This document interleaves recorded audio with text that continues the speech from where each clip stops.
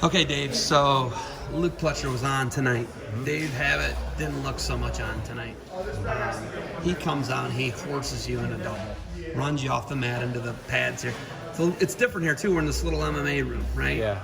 And I don't know if you've ever had I've never been to something like this, right? Feels like wrestle-offs. Yeah, it's like that, right? Yeah. So Pletcher, he gets to you right away, hits you with a boomer.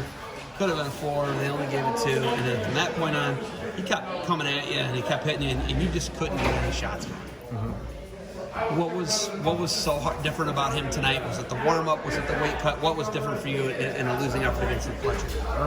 I think my preparation was great, and I think that match was just a good example of like he wrestled really well. I mean, it really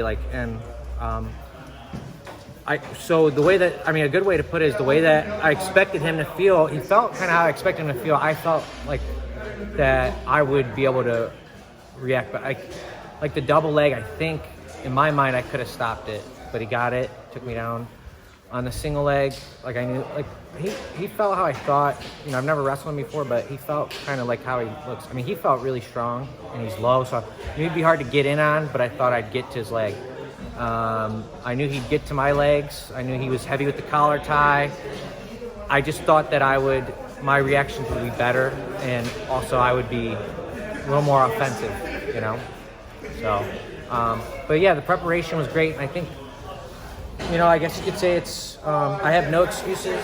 I guess the only thing I could say is just that, maybe it's just some nerves of competing again. It's been a while, and I thought he wrestled super tough, and I think that's what happens if you don't show up A+, and you're wrestling a good opponent, he does, then that's exactly what will happen. You're a bronze medalist.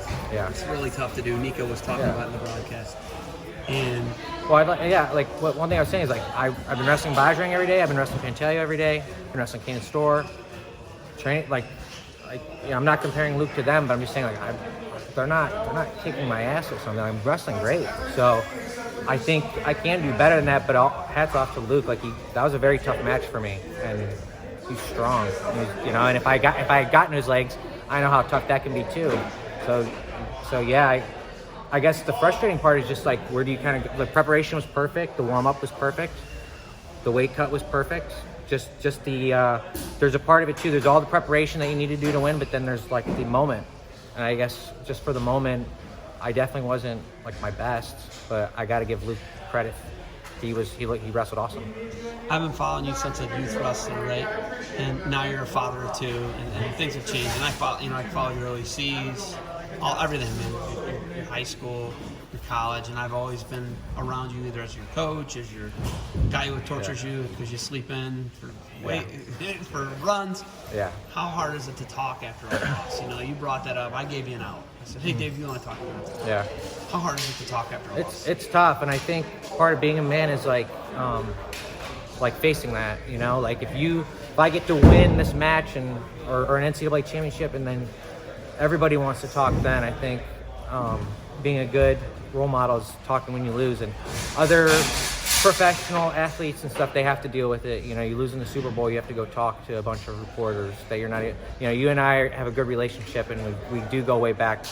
Some of these guys, they got to go talk to a bunch of strangers, and they're just critical. Dogging them too. Yeah, they're dogging them. I they're could trying be to get on their skin. Hey, Pletcher kicked your ass. What do you think of that? Yeah, and that'd be true. You're going to want to punch me in the face, right? Yeah. So I just think you got to be I think for me to get better as a wrestler, you can't just be all pouty and stuff, and everybody's done it. I've done it. I think you got to accept it, and I have to give Luke the credit he deserves, and you did your part in coming here and doing a great job, and that's what I'm about. I wanted to talk. Okay, nothing's going to change as dad, though.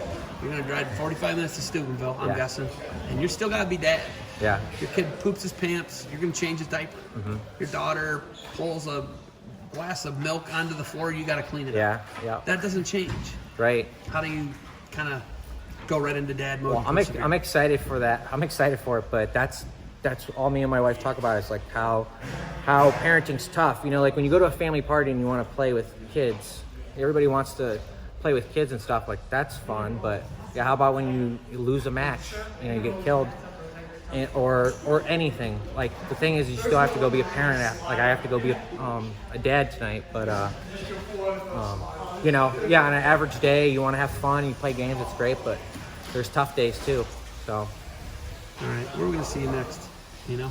I'm supposed to go to Italy. The Pelicon, Matteo Pelicon. Okay. Yeah, so this was a good. We were pretty strict about getting down to 67, so I can go 65 for that. Like I said, the weight cut felt great. I was just wrestling with Pantaleo, like live back there. I wrestled him great. I think Luke did a great job, and I got to talk with my coaches and just see what I got fixed, but there's no excuses here. I think if you're talking about the match, you should be talking about how good Luke wrestled, and that's it. But yeah, that's where I'll be wrestling next.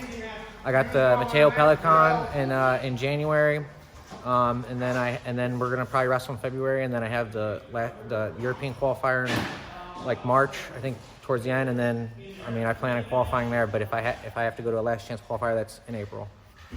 You got anything else for me, Dave? I don't think so.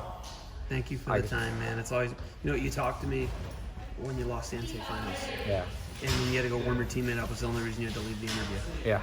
So I've always had nothing but respect for you, man. Thank I appreciate you. it, right? Thank you. All right, Yeah. Thank you for the time. I'm going to get a quick picture with you. Yeah, You're sure. my guy, Dave Habat. Tough one tonight. Yeah. Keep fighting. Thanks for tuning in.